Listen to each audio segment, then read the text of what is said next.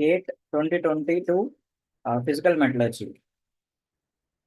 The magnesium treatment is carried out to produce dash cast iron. Generally, the magnesium treatment is carried out to produce spheroidal graphite, also known as nodular or ductile. The cast iron, the spheroidal or nodular ductile. Here, the nodular or spheroidal iron is very similar in composition to gray cast iron, but the free graphite is in the casting precipitates from the melt as spherical particles rather than flakes. This is accomplished by the addition of the smaller amounts of magnesium, or also cerium also can be added, for it. The spheroidal graphite cast iron is characterized by the unique microstructure obtained containing the spheroidal and nodular graphite inclusion instead of flakes like graphite found in cast iron. The magnesium alloys help to promote the formation of these spheroidal graphites during solidification. And this process is generally known as inoculation. And the magnesium reacts with carbon in the molten iron, causing the graphite to form spherical nodules. So white cast iron is characterized by its hard and brittle nature due to the presence of cementite in the microstructure. Cementite in the microstructure is not typically associated with magnesium treatment. Gray cast iron, it contains flake iron. It gives good machinability, but lower tensile strength and ductility properties compared to spheroidal graphite cast iron. The malleable cast iron is produced by heating white cast iron. So white cast iron is heated for prolonged time, which involves annealing to convert this hard and brittle cementite into graphite. So magnesium treatment is not involved here. It is only spheroidal graphite iron. So gray cast iron, adding magnesium to it gives you spheroidal graphite iron. The sequence of planes corresponding to the X-ray diffraction of pure copper powder sample is copper is FCC. So in an FCC, the lattice points are located at the corners of the tubes and center of each cube space. So each lattice point is associated with Miller indices HKL. So the orientation and spacing of these crystallographic planes within the lattice, if you'll see the selection rule of X-ray diffraction, you'll see the peaks observed will be all even or all odd. So here, this is odd, this is even, odd. So this is the answer. This is all odd and even. So mix is not a selection rule for FCC. Okay. So here also, if you see, this is also not the option. Here also it is a mixture of only odd and even, but the third peak will be 220 and then it will be 311, because if you will add S square plus K square plus L square, here it will be 8 for 220 and for 311 it will be 11. So 220, 311 will come after 220. Match the nature of bonding.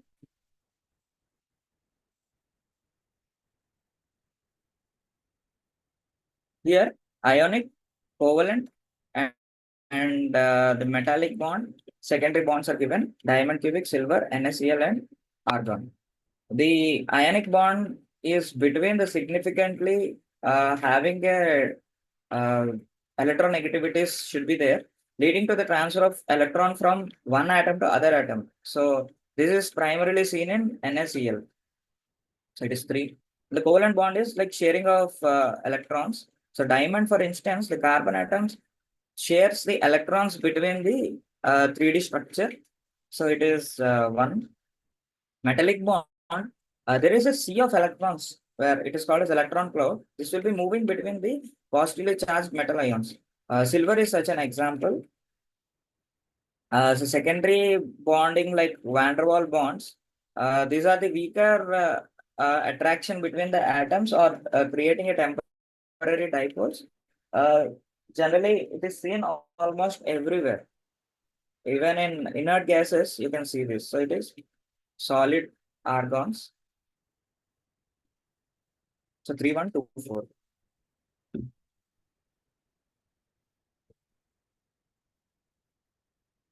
In a CCT of eutected steel with superimposed cooling curve shown in the figure, the microstructure of at room temperature after this heat treatment is detected temperature, austenite to perlite. So now you are cooling it slowly such that the perlite is starting, but it is not finishing here. Okay. But whatever perlite is coming, whatever remained austenite is there, you are cooling it after crossing the MS temperature completely.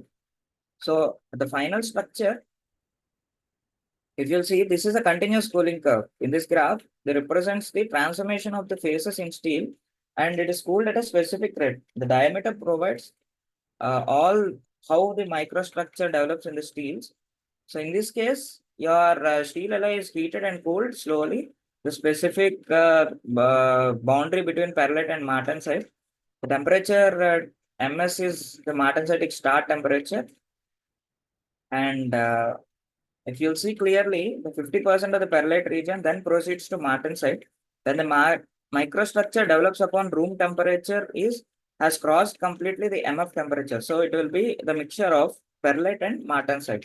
If this hasn't crossed the MF temperature or the MF temperature has been very less, so the martensite and little bit of retained austenite also will be there in the final structure.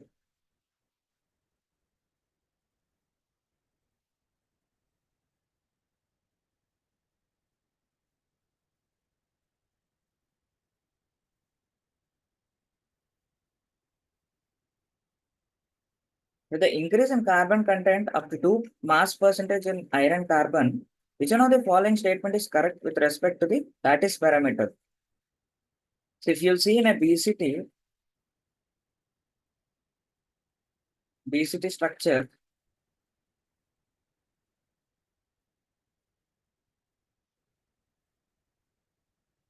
the when an iron carbon undergoes the phase transformation from austenite to martensite, the lattice structure changes, resulting in different lattice parameter. So the but BCT has elongated C axis compared to A axis. So the transformation is due to the diffusion of carbon atoms within the lattice. With the increase in the carbon content, the following changes occurs. The if you'll see along with the lattice parameter with respect to weight percentage of carbon, with the increase in carbon percentage, the C elongates, but the A of martensite decreases. As the carbon content increases, carbon diffuses into the lattice parameter, into the lattice of austenite phase, expanding the C axis of the unit cell. So carbon will diffuse like this, expands the C axis, if this is the C, and then the addition of carbon atoms between the iron atoms in the lattice causes increase in distance between the lattice plates. While the C axis expands due to carbon diffusion, the A experiences a contraction. So this is expanding, this experiences a contraction. This increase in carbon content causes lattice distortion. This is called as Bain distortion, leads to reduction in A sizes.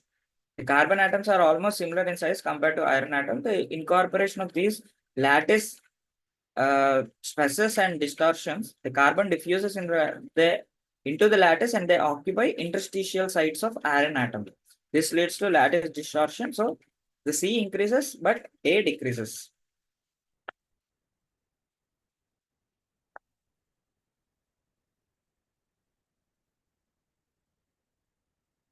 Identifying the correct statement with respect to role of nickel as alloying elements in steel. Um, the alloying elements always try to decrease the MS temperature. So it does not increase the MS temperature, it decrease the MS temperature. And nickel, as it is given nickel, ferrite stabilizers and austenite stabilizer, manganese nickel, copper, cobalt are austenite stabilizers, and chromium, tungsten, molybdenum, vanadium, beryllium, silicon, aluminum are ferrite stabilizers. So nickel is an austenite stabilizer. Nickel does not form any carbides.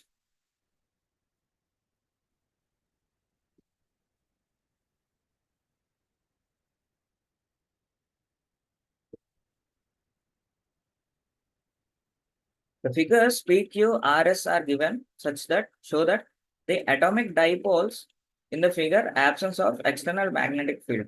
Which you know the following is correct. Mapping the nature of magnetism to the atomic dipole. So if you'll see diamagnetism is a property which is exhibited by magnetic materials where no permanent magnetic moment or they are weakly repelled. So suppose if this is a magnetic material, if you kept it in a magnetic field, they are weakly repelled by they weakly repel the magnetic field, and this lead to net magnetic susceptibility, which is very negative and small. So the diamagnetic are often overwhelmed by the magnetic properties in most materials. And example, if you'll see X is equal to copper, the silver, gold, they exhibit diamagnetic properties. And paramagnetism occurs when the material have unpaired electrons. So leading to alignment of these electrons in the direction of external magnetic field. The paramagnetic material are weakly attracted by so they'll have these, they are weakly attracted by this magnetic field and produce a positive magnetic susceptibility. The alignment of atomic magnets is temporary and disappears after some time. The magnetic susceptibility also can be known. The ferromagnetism is strong behavior where the neighboring atomic magnetic moments align parallel to each other. This is ferromagnetism. The domains are spontaneously magnetized in the absence of field, and magnetic hysteresis or relationship between the magnetic field strength and magnetism. Antiferromagnetism is like alignment of magnetic or atomic magnetic moment in a way that is opposite to the direction of magnet, so that cancelling overall magnetic effect. This results in little or no net magnetization, tend to have alternative regions of opposite magnetic orientations.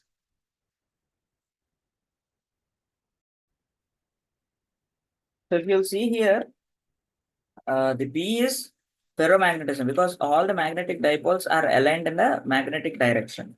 So B is ferro.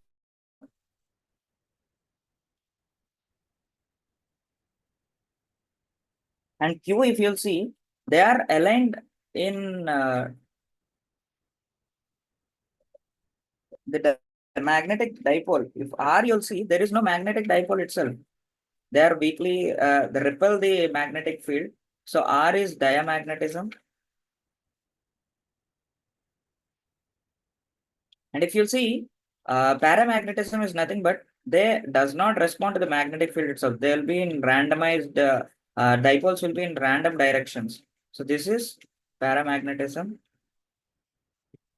And the antiferromagnetism is nothing but few of the dipoles will be aligning in one direction, few of the dipoles will be arranged in the direction of applied magnetic field.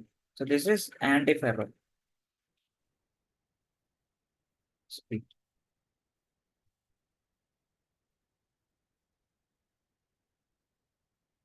Consider the tilt boundary of misorientation of 2 degrees in aluminum grain. The lattice parameter of aluminum is 0. Sorry,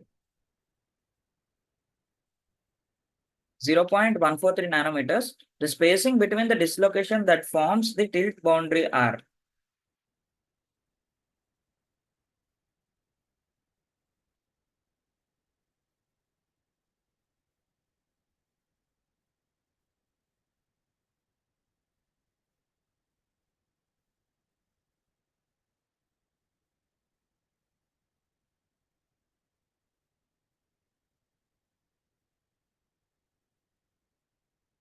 So we know uh, for FCC crystal, the Berger vector is A by 2 into 110. So it is mod B bar is A by root 2. Okay. Now, the spacing between the dislocation from the tilt boundaries is given by B bar by theta. So theta is misorientation angle, which is given in 2 degrees. You need to convert this into radians. So into pi by 180, which is, and also the lattice parameter is given as 0.143. So D is equal to 0.143 nanometers. I am leaving it as it is by root 2 by 2 into 0.0175. So pi by 180, I have taken the value. This is equal to 2.89 nanometers. So answer is 2.8.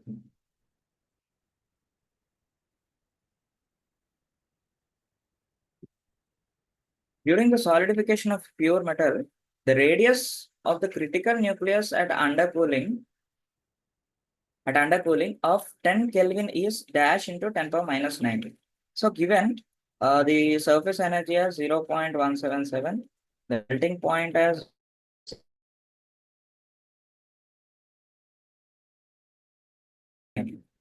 so the critical radius, you will consider critical radius, it is minus 2 gamma by delta G, minus 2 gamma by delta GV. Okay, so delta GV is nothing but minus delta HF into 1 minus T by Tm or minus delta HF into delta T by delta Tm. Minus minus gets cancelled. So RC is equal to 2 into 0.177 divided by latent heat of fusion is given as 1.88 into 10 power 9 into delta T is 10 by 1356. So this comes to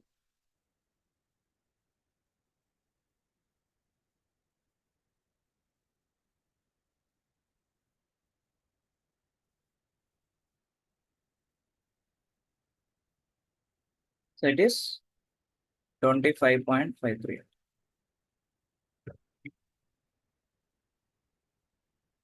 The concentration C of a solute in a solid along the x direction follows the expression C is equal to A1 x square plus A2 x, where x is in mm. A1 and A2 are the units of atoms per millimeter power 5 and atom per millimeter power 4 respectively. If A1 and A2 is equal to 1, the magnitude of flux at x is equal to 2 mm is dash into 10 power minus 3 atom per millimeter square per second.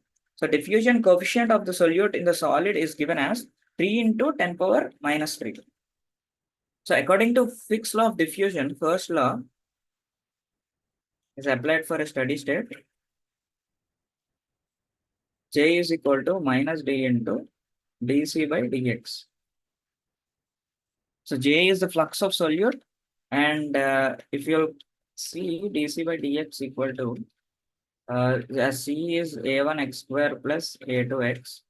So you get 2 A1 x plus A2. And again, the A1, A2 values are given as 1. So it is 2x plus 1. Now, if you need to calculate our magnitude of flux at x is equal to 2 mm. So this value comes out to be 2 into 2 plus 1. And D is given as 3 into 10 power minus 3 minus into 5. It is equal to minus 15 into 10 power minus 3 atom per millimeter square per second. So it is 15. As it is, J is negative, magnitude of flux is asked. Okay. So it is plus 50.